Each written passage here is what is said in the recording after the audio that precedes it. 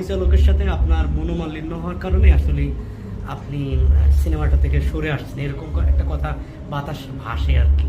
আপনি যদি একটু ক্লিয়ার। যেটা ভাসছে খুবই ভুল কথা, খুব ভুল কথা। পরিচালকের সঙ্গে আমার কোনো রকম মনোমালিন্য হয়নি। এটার একমাত্র কারণ হচ্ছে আমি সত্যিকার, আপনারা দেখুন যে একটি ছবি দিয়েছে, আমি 2 বছর ধরে ছবিটি তৈরি করতে না পারি, সেটা সেটা আসলে আমাদের জন্য, আমার ডিরেক্টর এবং আমি একসাথে কথা বলে আমরা এই ডিসিশন নিয়েছি। হ্যাঁ, সে তো আবার দীর্ঘদিনে পরিচিত, দীর্ঘদিনের ক্লোজ মানুষ। হ্যাঁ, সেটা তো এই অবশ্যই। প্রোডাকশনের প্ল্যানিংটা কি ভালো ছিল না? মানে কেন এত সময় লাগছে?